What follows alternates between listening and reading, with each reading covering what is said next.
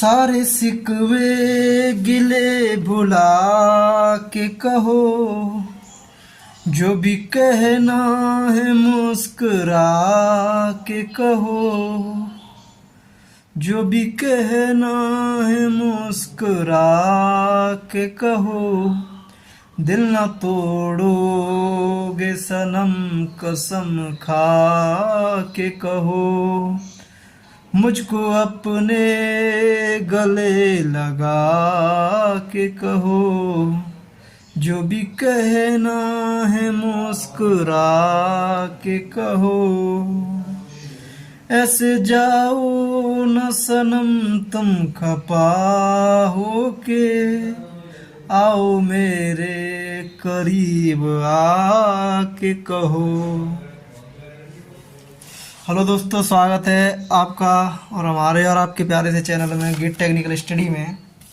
तो आज हमारा लेक्चर नंबर 3 है और आज हम आपको समझाने जा रहे हैं, मतलब जो यहाँ तक पढ़ाया है कॉम्प्लेक्स वेरिएबल फंक्शन, उससे आगे अभी तक हमने जो पढ़ाया है वो आपका एकदम बेसिक था। अब आज हम स्टार्ट करने जा रहे हैं कॉम्प्लेक्स वेरिएबल फंक्शन को। मतलब कॉम्प्लेक्स वेरिएबल फंक्शन क्या होता है आपका। तो दोस्तों हम आपको समझा चुके हैं कि कॉम्प्लेक्स नंबर किसे कहते हैं। कॉम्प्लेक्स नंबर उसको बोलते हैं दोस्तों जो ऐसे नंबर जिन्हें रियल लाइन और इमेजिनरी लाइन दोनों पे डिनोट किया जाता है, ऐसे नंबर्स हमारे कॉम्प्लेक्स नंबर कहलाते हैं। मतलब जिसमें रियल पार्ट भी होता है और इमेजिनरी पार्ट, जिसे हम जेड के फॉर्म में डिनोट करते हैं, z equal to x plus I y. ये आपका रियल पार्ट होता है, ये इमेजिनरी पार्ट होता है। तो इन दोनों रियल पार्ट और इमेजिनरी पार्ट को कॉम्बिनेशन से जो फंक्शन बनता है as a input, such type of function are called complex variable function. तो जैसे मैंने एफ ऑफ जेड मतलब कॉम्प्लेक्स नंबर की मदद से एक फंक्शन बनाया जो आपका होगा यू प्लस आई बी।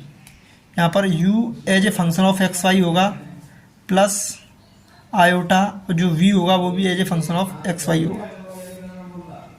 तो इस टाइप का जो हमको फंक्शन मिलता है उसको बोलते हैं हम कॉम्प्लेक्स वेरिएबल फंक्शन। क्या बोलते हैं इसको? Complex variable function.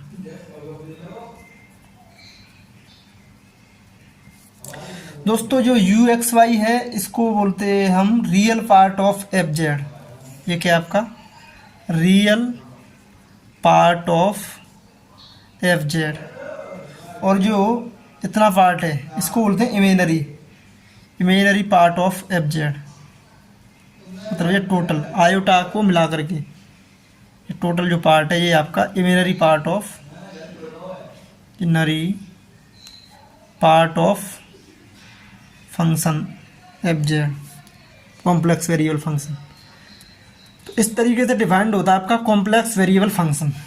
जैसे एग्जांपल के लिए ले लीजिए आप, मैंने एक कॉम्प्लेक्स वेरिएबल फंक्शन का एग्जांपल लिया, मान लो F of Z equal to Z square. तो ये क्या है आपका एक कॉम्प्लेक्स वेरिएबल फंक्शन है। तो इसमें अभी हमारा ना तो इसमें रियल पार्ट दिख रहा है हमको, ना ही इमेजिनरी पार्ट दिख रहा है। तो इसके लिए हम क्या करेंगे, जो जेड है, जेड हमारा जो होता है कॉम्प्लेक्स नंबर है, ये किससे मिलके बना होता है? X plus iota y. मतलब इसका एक रियल पार्ट होता है, एक इमेजिनरी पार्ट होता है। तो जब हम इसको इसमें पुट करेंगे फंक्शन में, F of X plus I Y four sides, ये एक्स प्लस आई वाई का क्या हो जाएगा? Whole square. तो X square A plus B का फॉर्मूला होता है आपका A square plus B square plus 2ab।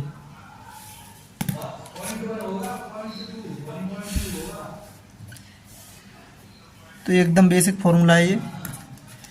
इसकी मदद से x square plus iota Y का होल स्क्वायर प्लस 2a मतलब एक्स इंटू आयोटा वाई। अब दोस्तों इसको सॉल्व करो, x square plus iota square y square plus 2xy times i. अब आई स्क्वायर कितना होता है? -1, क्योंकि आयोटा की वैल्यू होती है √-1। इसका स्क्वायर करेंगे तो कितना हो जाएगा? -1। तो यहाँ से हो जाएगा x square minus Y square plus I times 2x Y. अब दोस्तों जो हमारा एफ ऑफ जेड जो फंक्शन था वो एक तरीके से दो पार्ट में डिवाइड हो गया। एक तो इसका रियल पार्ट आ गया, एक इसका इमेजिनरी पार्ट आ गया। तो ये हो गया आपका real part of F Z, real part of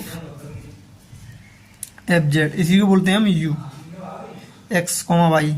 क्योंकि देख रहे होंगे आप इसको, जो रियल पार्ट आ जाए, रियल पार्ट वो भी आपका एक्स और वाई का फंक्शन है, और जो इमेजिनरी पार्ट है वो भी आपका एक्स और वाई का फंक्शन है। ये वी है, इसको बोलते हैं imaginary part of F Z, नरी पार्ट ऑफ एफ जेड।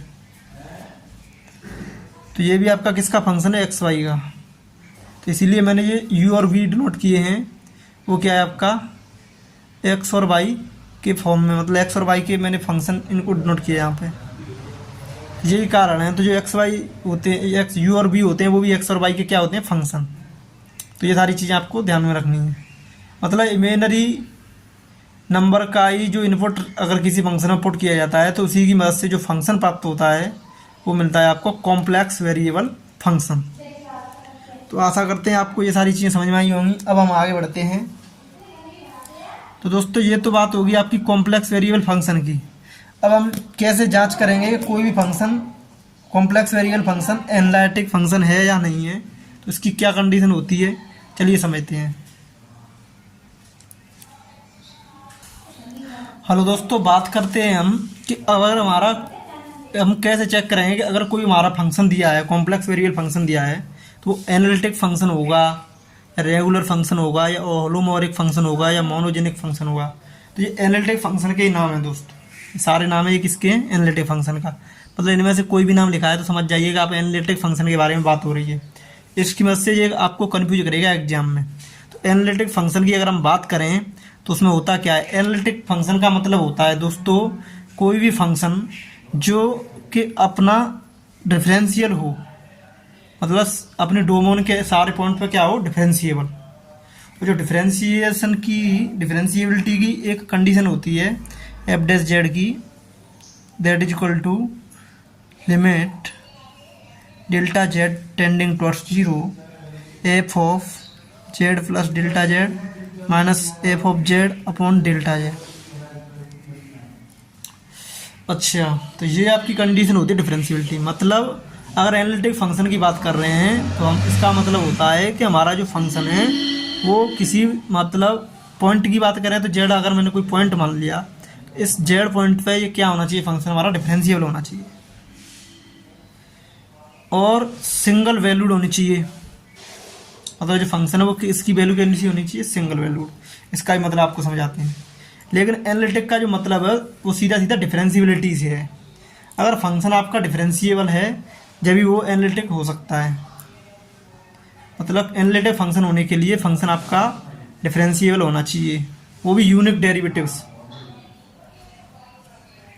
मतलब उसकी डिफरेंशिएबिलिटी निश्चित होनी चाहिए, क्योंकि L H D R H D अलग अलग नहीं आनी चाहिए जिससे कि वो नॉन डिफरेंशिएबल हो जाए। मतलब एक वैल्यू आएगी, यूनिक डेरिवेटिव्स होगा तो मतलब एक वैल्यू आएगी तो हमेशा डिफरेंशियल रहेगा। तो इसका सीधा सीधा मतलब डिफरेंशियलिटी से है। अब समझते हैं हम, तीन कंडीशन होती हैं एनालिटिक फंक्शन होने की। अगर कोई हमारा मतलब कॉम्प्लेक्स वेरिएबल फंक्शन दिया है, उसको चेक करके मैं बताना है कि एनालिटिक फंक्शन होगा या नहीं होगा। तो उसकी कितनी कंडीशन, तीन कंडीशन है। तो पहली कंडीशन है सिंगल वैल्यूड, मतलब उस फंक्शन की कैसी वैल्यू होनी चाहिए, सिंगल वैल्यू। चलिए समझते हैं इस चीज़ को, क्या है इसका मतलब। जैसे कि हमारे पास कोई फंक्शन है F of Z equal to Z square, और एक वैल्यू है हमारे पास F of Z equal to square root Z. अगर मैं जेड की वैल्यू दोस्तों यहाँ पे लूँ, मान लो 4 लूँ, तो यहाँ पे कितनी वैल्यू आएगी इसकी, 4 का मतलब इसकी अगर कॉम्प्लेक्स वेरिएबल फंक्शन, मान लो इसका इमेजिनरी पार्ट 0 हो गया, जेड का इमेजिनरी पार्ट 0 हो गया। इस तरीके से आप कॉम्प्लेक्स फंक्शन के बारे में सोच सकते हैं। तो हमारा 4 रखेंगे इसकी जगह पे, जेड की जगह पे, तो 4 रखेंगे तो यहाँ पे कितना आएगा, 16। और यहाँ पे रखेंगे स्क्वायर रूट 4। तुम्हें पता होगा कि स्क्वायर रूट के अंदर कोई भी क्वांटिटी होती है तो उसकी 2 वैल्यू आती है, एक प्लस माइनस 2। तो ये इसकी ये कैसी वैल्यू आ रही है इसकी, यहाँ पे मैंने जेड की एक वैल्यू रखी, लेकिन इसकी फंक्शन की कितनी वैल्यू आ रही है, 2। तो ये हमारा सिंगल वैल्यूड फंक्शन नहीं है। तो इस टाइप का फंक्शन हमारा एनालिटिक फंक्शन नहीं हो सकता, और इस टाइप का फंक्शन हमारा एनालिटिक फंक्शन हो सकता है। सिंगल वैल्यू आ रही है इसकी एफ ऑफ जेड की, कितनी आ रही है 16। तो ये बात आपको ध्यान में रखनी है, मतलब फंक्शन की वैल्यू एक इनपुट पे एक ही आउटपुट आना चाहिए। तो ऐसे फंक्शन हमारे सिंगल वैल्यू फंक्शन कहलाते हैं, और उनकी जो एनालिटिक होने की फर्स्ट कंडीशन सेटिस्फाई हो जाती है। और सेकंड कंडीशन क्या है कि कंटिन्यूस, तो कंटिन्यूटी से कोई मतलब नहीं, क्योंकि अगर कोई फंक्शन डिफरेंशियल है तो हमेशा कंटिन्यूस तो होगा ही होगा। हम इसको मोटे इस तरह पर समझते हैं कि हमारा फंक्शन क्या होना चाहिए, डिफरेंशियल होना चाहिए। यूनिक डेरिवेटिव्स का मतलब उस पॉइंट पे क्या होना चाहिए, डिफरेंशिएबल। अगर किसी पॉइंट पे चेक कर रहे हैं तो at each point of domain, domain के प्रत्येक पॉइंट पे हमारा फंक्शन क्या होना चाहिए, डिफरेंशिएबल होना चाहिए, और वो सिंगल वैल्यूड होना चाहिए। अगर ये दोनों कंडीशन हमारी कंप्लीट हो जाती हैं, फिर उसके बाद हमारी तीसरी कंडीशन होती है CR इक्वेशन। अगर हमारा कोई फंक्शन है, अगर वो CR इक्वेशन को सेटिस्फाई कर रहा है, तो हम 100% तरीके से कह सकते हैं कि हमारा फंक्शन क्या है, एनालिटिक फंक्शन है। दोस्तों जो CR इक्वेशन है इसका हम डेरिवेशन करके बताएंगे आपको, मतलब इससे अगली वीडियो में। फिलहाल के लिए हम इस इक्वेशन को समझ लेते हैं कि ये इक्वेशन होती क्या है। ये इक्वेशन क्या है, ये हमारी डेरिवेटिव्स, मतलब ये जो डेरिवेटिव्स का फॉर्मूला लिखा है इसी से डेराइव होती हैं। वो एक पर्टिकुलर मतलब कंडीशन में ड्राइव होती हैं। तो मतलब रीमन CR इक्वेशन जो होती है वो हमारी कॉम्प्लेक्स फंक्शन के लिए एक particular imaginary axis and real axis दोनों के लिए अलग अलग तरीके से वैल्यू रख के निकाली जाती हैं। तो वहाँ से हमें इक्वेशन प्राप्त होती है, मतलब पार्शियल डेरिवेटिव्स की, वो हमारी कहलाती है CR इक्वेशंस। मतलब अगर कोई भी फंक्शन हमें चेक करना है कि वो एनालिटिक फंक्शन है या नहीं, तो 95% केस में अगर हम CR इक्वेशन होती हैं, अगर उनको सेटिस्फाई कर रहा है हमारा कॉम्प्लेक्स फंक्शन, तो वो हमारा क्या हो जाता है, एनालिटिक हो जाता है। लेकिन कुछ कंडीशन में हमारा ऐसे ही फंक्शन होते हैं जो CR इक्वेशन को सेटिस्फाई भी करते हैं, लेकिन वो एनालिटिक नहीं होते, क्योंकि वो ऊपर की जो दो कंडीशन थी उनको सेटिस्फाई नहीं करते। मतलब वो सिंगल वैल्यूड नहीं होते और डिफरेंशिएबल नहीं होते सारे पॉइंट पे, डोमेन के प्रत्येक पॉइंट पे। तो इसीलिए हमारी तीनों कंडीशनों का फुलफिल होना बहुत ज़रूरी है, तभी हम कह सकते हैं कि वो हमारा फंक्शन क्या है, एनालिटिक फंक्शन है। तो दोस्तों आशा करते हैं ये सारी चीज़ें आपको समझ में आ गई होंगी। अब बात करते हैं हम CR इक्वेशन की। तो CR इक्वेशन बहुत इंपॉर्टेंट है, इनको आप लर्न कर लीजिए। इसके दो फॉर्मेट होते हैं, आप तो एकता होता है इनका, कार्टेशियन फॉर्म होती है CR इक्वेशन की, एक होती है इसकी पोलर फॉर्म। दोनों ही फॉर्म काफ़ी इंपॉर्टेंट हैं। चलिए समझते हैं। पहले हम बात करते हैं कार्टेशियन फॉर्म, रेक्टेंगुलर फॉर्म। मतलब कार्टेशियन बोल लो या रेक्टेंगुलर, एक ही बात होती है, क्योंकि उसमें होता क्या है कि जो हमारा कार्टेशियन होती है उसमें परपेंडिकुलर एक्सिस होती हैं दोनों, और उसमें अगर कोई पॉइंट दिखाया जाता है तो एक बार लाइन एक्स एक्सिस के पैरेलल, एक बार वाई एक्सिस के पैरेलल, और एक्स वाई एक्सिस को मिलाकर के एक रेक्टेंगल बन जाता है। उस पॉइंट को डिनोट करने के लिए क्या बन जाता है, एक रेक्टेंगल बन जाता है। इसलिए हम इसको मतलब शॉर्ट फॉर्म में इसको हम रेक्टेंगुलर फॉर्म भी बोलते हैं। तो जैसे हमारे पास कार्टेशियन फॉर्म है या रेक्टेंगुलर फॉर्म है, form of CR equation, Cauchy Riemann equation, Cauchy Riemann equation, ये इसकी फुल फॉर्म होती है, कॉची रीमन इक्वेशन। अब दोस्तों बात करते हैं कॉची रीमन इक्वेशन की। मान लो मेरे पास कोई फंक्शन दिया है आपका, complex function f of z equal to u plus I v. यहाँ पर u और v आपके क्या होते हैं, फंक्शन ऑफ x y होते हैं, ठीक है। उस कंडीशन में हमारी कॉची रीमन इक्वेशन क्या होगी, मतलब u का partial derivative with respect to x और u का partial derivative with respect to y,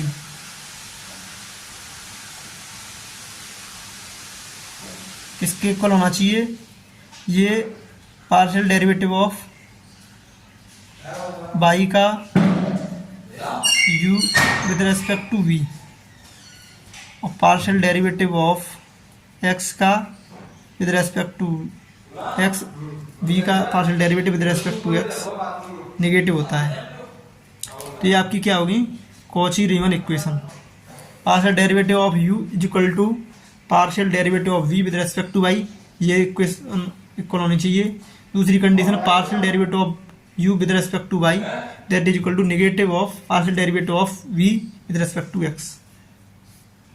ये हमारी क्या है, कॉची रीमन इक्वेशन। अगर ये दोनों इक्वेशन सेटिस्फाई करता है कोई भी फंक्शन, तो हमारे क्या हो जाता है, वो फंक्शन एनालिटिक फंक्शन हो जाता है। एनालिटिक फंक्शन के लिए तीनों कंडीशन फुलफिल होनी चाहिए। इन दोनों इक्वेशन को हम इससे ऐसे भी डिनोट कर सकते हैं। इसको डिनोट करने का एक और भी तरीका है कि u partial derivative of u with respect to x is equal to partial derivative of v with respect to y, partial derivative of u with respect to y that is equal to partial derivative of v with respect to x minus sign. तो ये ऐसे लिख लो या ऐसे लिख लो, बात एक ही है। तो ये दोनों चीज़ें आपकी क्या होनी चाहिए, फुलफिल होनी चाहिए, तभी हमारा फंक्शन क्या होगा, एनालिटिक फंक्शन। अब बात करते हैं दोस्तों हम इनकी मतलब polar form of Cartesian equation, Cauchy Riemann equation. तो पोलर फॉर्म की अगर हम बात करें तो पोलर फॉर्म में आपका होता है r, थीटा। तो कार्टेशियन फॉर्म में जो z होता है वो क्या होता है, z equal to x plus iota y होता है। और अगर पोलर फॉर्म की बात करें तो r इंटू ई की पावर आई थीटा होता है, जो हमारा polar form of C R equations. और z इसमें क्या होता है, कॉम्प्लेक्स नंबर, वो हो जाता है आपका r इंटू ई की पावर आई थीटा। अच्छा, अब हम बात करें जैसे कि सी आर इक्वेशन क्या प्राप्त होती हैं। तो दोस्तों आपके पोलर फॉर्म में सी आर इक्वेशन होती हैं डेल यू मतलब derivative of you with respect to R, partial derivative of you with respect to R equal to 1/r, partial derivative of we with respect to theta, और partial derivative of we with respect to R minus 1/r, partial derivative of you with respect to theta. ये दोनों या तो आप polar form में check कर लो, ये आपकी कंडीशन के ऊपर है। अगर आप जो जेड है वो आपकी आर और थीटा के फॉर्म में दी है, तो आपको पोलर फॉर्म में सी आर इक्वेशन सेटिस्फाई करानी पड़ेगी, तब वो फंक्शन आपका एनालिटिक होगा। और अगर आपका कार्टेशियन फॉर्म में दिए तो कार्टेशियन फॉर्म में चेक करा दो, तब वो फंक्शन आपका एनालिटिक फंक्शन होगा। तो आशा करते हैं दोस्तों ये सारे कॉन्सेप्ट आपको समझ में आ रहे होंगे। अब इन सारे क्वेश्चंस कॉन्सेप्ट के ऊपर हम कराते हैं आपको क्वेश्चंस, मतलब कोई भी फंक्शन आपका एनालिटिक है या नहीं है, तो इसके ऊपर हम कराएंगे आपको क्वेश्चंस की प्रैक्टिस। तो दोस्तों क्वेश्चंस की प्रैक्टिस से पहले हम थोड़ा सा नोट कर लेते हैं, कुछ चीज़ें, थोड़े से कॉन्सेप्ट और हैं, उनसे क्या है कि आपको क्वेश्चन को सॉल्व करने में मदद मिलेगी। चलिए उन कॉन्सेप्ट को और समझ लेते हैं।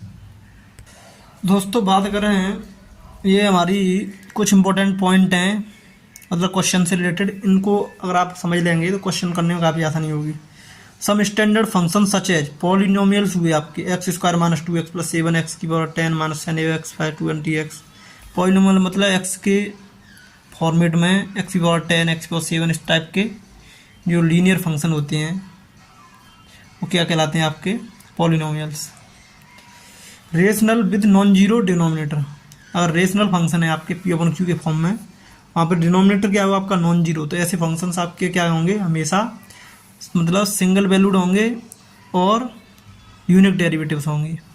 तो इनमें मतलब दो कंडीशन जो ऊपर की वो ऑलरेडी फुलफिल हैं, तो इनमें आपको दो कंडीशन ऊपर की चेक करने की जरूरत नहीं है, आप डायरेक्ट इनकी सी आर इक्वेशंस सेटिस्फाई करा दीजिए।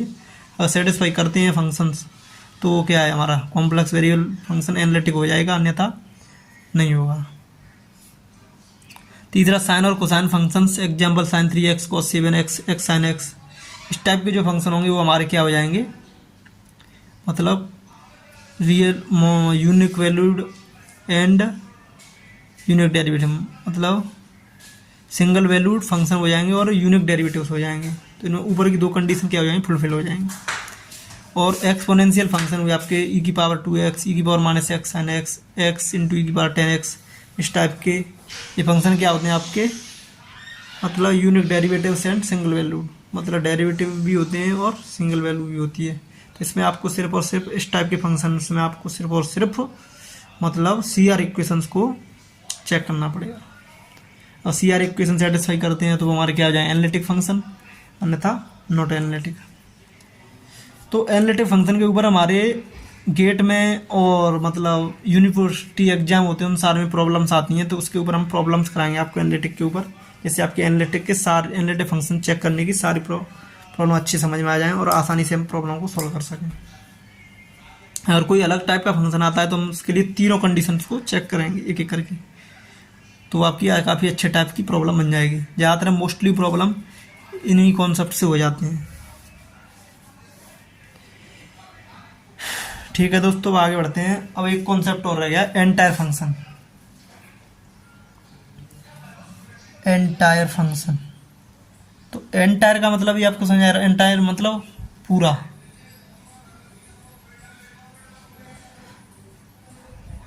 ऐसा फंक्शन जो अपनी पूरी डोमेन में क्या हो, मतलब एनालिटिक हो, तो उसको बोलते हैं entire function.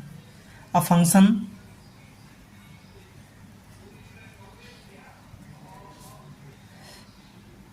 F x which is analytic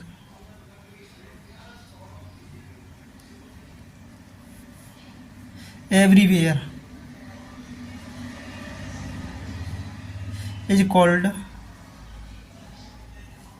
entire function। ठीक है, जैसे एग्जाम्पल के लिए मैंने ले लिया आपका f of Z equal to Z square. तो ये आपका क्या है, सिंपली ये आपका फंक्शन दिया है और यहाँ पर अगर हम बात करें इसकी जो डोमेन होगी वो क्या होगी, ओलियल। तो अगर ये अपनी पूरी डोमेन में क्या हो जाए, डिफरेंशियल हो जाए, और ये आपका मतलब कि सिंगल वैल्यूड फंक्शन है, क्योंकि मैंने इस टाइप का फंक्शन आपको चेक करके बताया था, इसमें एक जेड की वैल्यू पे एक ही एफ ऑफ जेड की वैल्यू एक ही मिलेगी, तो ये क्या क्या हो गया, सिंगल वैल्यूड। अब डेरिवेटिव की बात करें, डेरिवेटिव इसको अगर चेक करें हम इसके पूरे उसमें, तो ये क्या है, एक तरीके आपका पॉलिनोमियल है, इसीलिए ये आपका क्या होगा, डेरिवेटिव भी होगा, मतलब डोमेन में पूरी डोमेन में अपना क्या होगा, डेरिवेटिव भी होगा। अब हम उसको अगर u और v के फॉर्म में कन्वर्ट कर लें तो इसमें z की वैल्यू पुट करते हैं x प्लस आयोटा वाई। तो x प्लस आयोटा वाई का होल स्क्वायर जैसे ही आप करेंगे तो आपको मिल जाएगा x square plus iota square y square plus 2i x y, x square minus Y square plus 2xy times iota. तो आपके ये जो पार्ट हो जाएगा, ये रियल पार्ट ये u कहलाता है, ये मेनरी पार्ट कहलाता है वो v कहलाता है। अब दोस्तों बात करें हम इसकी, मुझे एनालिटिक अगर इसको चेक करना है तो अब मुझे इसकी क्या चेक करनी पड़ेगी, सी आर इक्वेशन सेटिस्फाई करानी पड़ेगी, क्योंकि इसकी जो टू कंडीशन है वो तो ऑलरेडी फिलफिल हो गई, क्योंकि ऊपर वाले नोट्स के हिसाब से अगर देखें तो ये पॉलिनोमियल फंक्शन है, तो पॉलिनोमियल फंक्शन की हमारी दोनों कंडीशन फुलफिल होती है, मतलब मोनो सिंगल वैल्यूड फंक्शन भी होता है और डेरिवेटिव भी होता है इसकी अपनी पूरी डोमेन में। ठीक है, अब आगे वाले पार्ट में बढ़ते हैं। सिंस लिखना चाहें तो आप लिख सकते हैं, since u and v are polynomials, so it is single valued and derivative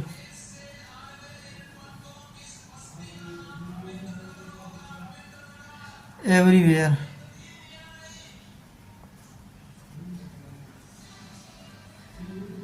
as well as satisfy C R equation. अब दोस्तों सी आर इक्वेशन को हम देखें, इसकी को जो हमें करानी पड़ेगी सेटिस्फाई। अगर ये सी आर इक्वेशन को भी सेटिस्फाई कर ले तो समझ लीजिए ये हमारा जो फंक्शन है वो मतलब पूरी डोमेन में क्या हो जाएगा, एनालिटिक हो जाएगा। अगर ऐसा फंक्शन जो अपनी पूरी डोमेन में एनालिटिक हो जाएगा तो उसको बोलते हैं entire function. A function which is analytic everywhere that is called entire function. ठीक है, सी आर इक्वेशन के लिए मुझे u की वैल्यू दी है x square minus Y square और v की वैल्यू दी है 2x वाई। ठीक है, तो यहाँ से आप ux और uy निकाल लो। तो del u by del x, x के रेस्पेक्ट में पार्शियल डेरिवेटिव करेंगे u का, कितना आएगा 2x, और y के रेस्पेक्ट में कर लो u का पार्शियल डेरिवेटिव, तो कितना हो जाएगा माइनस के 2y, और v का विद रेस्पेक्ट टू y करेंगे पार्शियल डेरिवेटिव, तो क्या हो जाएगा यहाँ पर 2x, और v का derivative with respect to x करेंगे, क्या हो जाएगा मतलब 2y। अब del u by del x किसके बराबर होता है, del v by del y के, तो ये दोनों क्या है बराबर हैं। और del u by del u by del y equal to minus of del u by del x है, माइनस के इक्वल आ रहा है, तो मतलब हमारी सी आर इक्वेशन भी क्या हो रही है सेटिस्फाई। मतलब ऊपर की कंडीशन को देखें तो del u by del x किसके इक्वल है, del v upon del y, and del u by del y is equal to minus of del v by del x, ये भी आपस में क्या है इक्वल। तो मतलब सी आर इक्वेशन क्या हो रही है satisfy. So this function will satisfy will also satisfy CR equations। मतलब ये फंक्शन आपका CR इक्वेशंस को क्या कर रहा है satisfy. So it is analytic everywhere in its domain.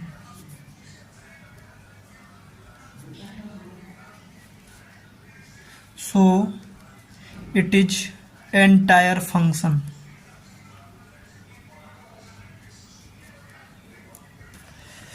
तो आशा करते हैं दोस्तों आपको ये प्रॉब्लम समझ में आई होगी, और हम इसके ऊपर काफ़ी प्रॉब्लम आपको कराएंगे जिससे आपके सारे कॉन्सेप्ट क्लियर हो जाएंगे। चलिए आगे बढ़ते हैं। अब प्रॉब्लम लेते हैं हम इसके एनालिटिक के ऊपर। तो ये तो आपका एक एग्जाम्पल के रूम में हमने ले लिया है, आपको प्रॉब्लम कराने जा रहे हैं इसके ऊपर। तो फर्स्ट प्रॉब्लम लेते हैं। क्वेश्चन है आपका, तो दोस्तों ये आपका दिया है एनालिटिक फंक्शन, मतलब सॉरी कॉम्प्लेक्स वेरिएबल फंक्शन दिया है, इसकी हम आपको एनालिटिसिटी चेक करनी है।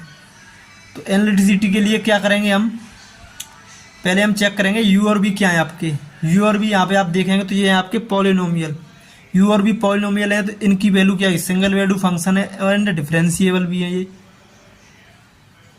अपनी डोमेन में सारी जगह ये क्या है डिफरेंशियल हुई हैं। तो हमें सिर्फ और सिर्फ इसमें क्या चेक करना है, आपको चेक करना है इसमें सी आर इक्वेशंस। और सी आर इक्वेशंस को ये वाला फंक्शन सेटिस्फाई करेगा तो समझ लिए ये फंक्शन क्या हमारा एनालिटिक, अन्यथा नॉट एनालिटिक। तो सॉल्यूशन देखो, by compare F of Z equal to you plus I V. तो u की वैल्यू कितनी होगी 2xy एंड v की वैल्यू कितनी होगी X square minus Y square.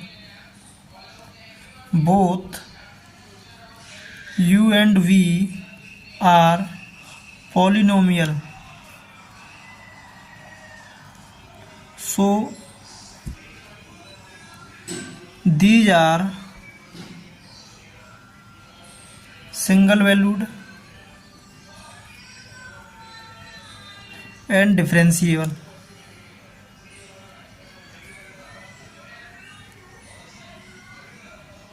CA1 मतलब unique differentiable. So we can check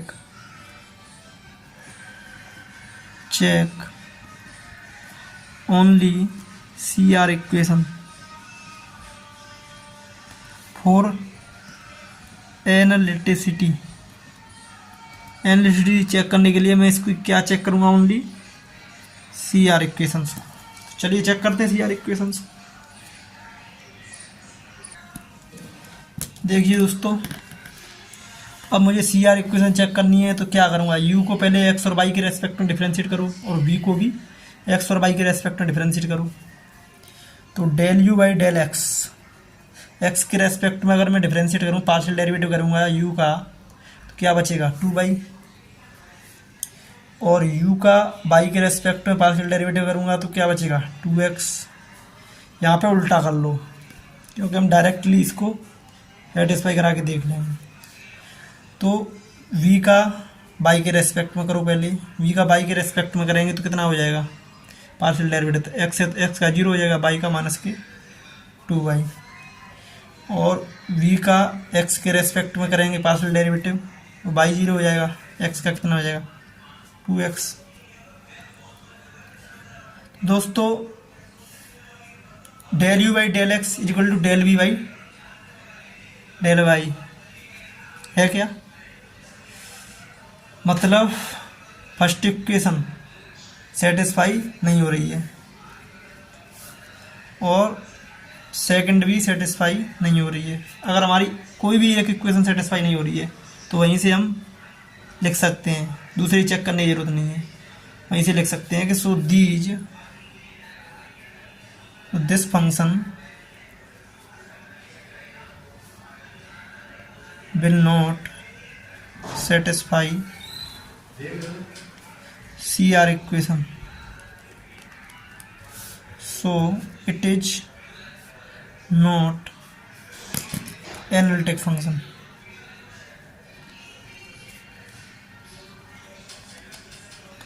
मतलब आपका क्वेश्चन क्या हो गया सोन, तो ये वाला फंक्शन है आपका क्या है, नॉट एनालिटिक है। तो जो भी मैं प्रॉब्लम करा रहा हूँ उसको आपको क्या करना है कि वीडियो को पॉज करके सॉल्व करना है, क्योंकि वीडियो को पॉज करके करें तो उसमें क्या है कि आपका जो मेमोरी है वो तेज़ होगा, आप अच्छे से प्रॉब्लम को समझ लेंगे और आपका दिमाग काम करेगा, तो उससे आपको कोई भी दिक्कत नहीं आएगी, आपके कॉन्सेप्ट मजबूत होंगे।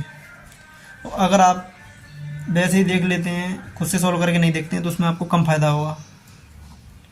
चलिए दूसरा क्वेश्चन लेते हैं, तो सॉल्व करते हैं। ये क्वेश्चन 2 दिया आपका, using the C R equation so that f f z equal to z cube is analytic in entire z plane. तो ये आपका एंटायर फंक्शन के ऊपर है, आपको चेक करके बताना है, सो दैट करना है, मतलब इसको प्रूव करना है। चलिए करते हैं सॉल्व, कोई दिक्कत नहीं है, step by step. F of Z equal to क्या दिया आपका जेड क्यू। सबसे पहले आप इसको z equal to x plus iota y रख के इसको आप पॉलिनोमियल फॉर्म में कन्वर्ट कर लीजिए। तो आपको सबसे पहले इसमें फॉर्मूला लगाना पड़ेगा ए प्लस बी का होल क्यूब। तो ये होता है A cube plus B cube plus 3ab कोष्टक में ए प्लस बी। दोस्तों जहाँ पर भी आपकी छोटी छोटी चीज़ आएंगी हम सारी चीज़ों को आपको समझाते चलेंगे, जिससे आपके सारे सिंपल कॉन्सेप्ट हैं वो भी और जो स्टैंडर्ड कॉन्सेप्ट है वो सारे क्लियर हो जाएंगे और आपको कंपटीशन में काफ़ी मदद मिलेगी। और दोस्तों बात करते हैं हम F of Z equal to x plus iota Y का होल क्यूब। तो इसको ओपन कर दीजिए, X cube plus I cube Y cube plus 3ab 3x Y into iota और x प्लस आयोटा वाई। चलिए सॉल्व कीजिए, एक्स क्यू आयोटा क्यू का मतलब आई स्क्वायर इंटू आई, मतलब minus I by cube plus इसका multiply करें तो 3 square by into iota, iota iota का गुणा करेंगे तो क्या हो जाएगा माइनस आई स्क्वायर जिसकी वैल्यू थी -1, तो 3x वाई स्क्वायर माइनस के 3x वाई स्क्वायर। दोस्तों मैंने डायरेक्ट सोल्व कर दिया है क्योंकि आपको कंपटीशन में स्पीड भी मेंटेन करनी पड़ेगी, इसलिए मैं इसको थोड़ा स्पीड में सोल्व कर रहा हूँ। अगर आपको कोई चीज़ नहीं आ रही है तो आप वीडियो को पॉज करके उसमें फॉर्मूला लगा के देख लीजिए, आप आंसर आपका मैच कर जाएगा। अब दोस्तों बात करते हैं तो इसमें इसके रियल पार्ट और इमेजिनरी पार्ट को इक्वेट कर लेते हैं, अलग अलग कर लेते हैं। तो x cube minus 3x y square plus iota common ले लो तो 3x² by minus by Q. तो ये आपका क्या हो गया, मतलब कॉम्प्लेक्स फंक्शन आ गया, complex variable function in the form of you और वी के फॉर्मेट में। यहाँ से एफ ऑफ बाई कंपेयर कर लेंगे इसकी, f of Z equal to you plus iota v. तो यू की वैल्यू कितनी हो जाएगी, x cube minus 3x by square, और वी की वैल्यू हो जाएगी 3x² by minus by Q. अब यहाँ पे क्या होगा दोस्तों, यू और वी की वैल्यू हो गई।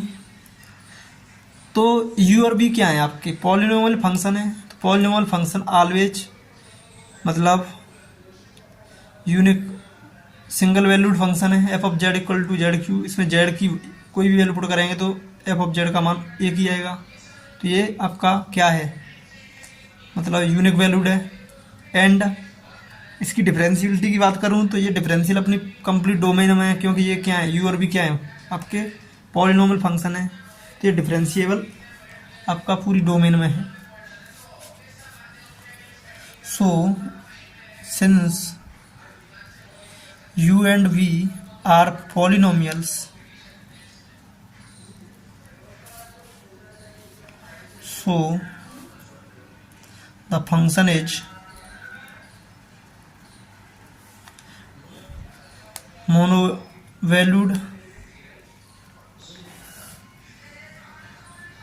and differentiable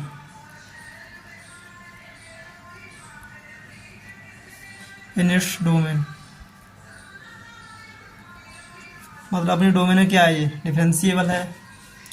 अब बात करूं दोस्तों, अब इसमें ये दोनों कंडीशन अगर कंप्लीट हैं तो हमें इसमें क्या चेक करनी है, एनालिटिसिटी के लिए CR equation. So we can check only CR equations for analyticity.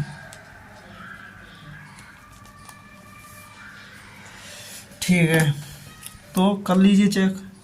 पहले तो u का डेरिवेटिव निकालिए x और y के रेस्पेक्ट में, पार्शियल डेरिवेटिव। तो del u by del x कितना हो जाएगा, x के रेस्पेक्ट में अगर इसको हम करेंगे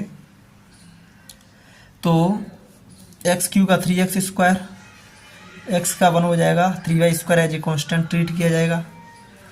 del u by del y के रेस्पेक्ट करें तो x³ 0 हो जाएगा, यहाँ पे ये करेंगे तो आपका 2y हो जाएगा, तो मतलब माइनस के 6xy आ जाएगा। इसी तरीके से इसमें थोड़ा उल्टा कर लेते हैं, क्योंकि डायरेक्ट इक्वेट हो जाएंगी, चेक हो जाएंगी हमारी CR इक्वेशन। मतलब partial derivative of v with respect to y के रेस्पेक्ट में करेंगे इसको, तो इसका कितना हो जाएगा 3x², यहाँ पे माइनस के 3y²। Partial derivative of v with respect to x करेंगे तो बाई क्यू वाला टर्म क्या हो जाएगा 0, x² कितना हो जाएगा 2x मतलब 6xy।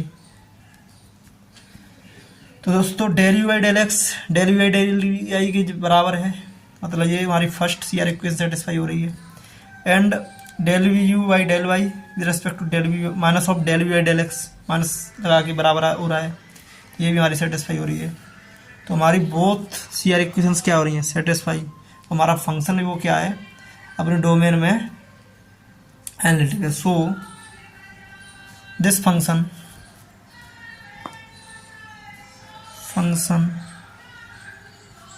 is analytic in its domain, but domain is all real।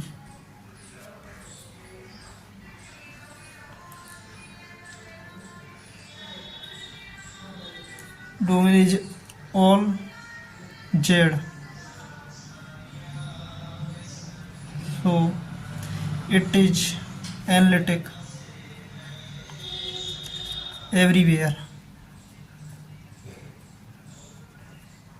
तो ये हमारा ये क्या है, फंक्शन कहाँ पर है, मतलब एवरीवेयर क्या है, एनालिटिक है। तो इस टाइप का फंक्शन हमारा क्या कहलाता है, entire function. So it is entire function,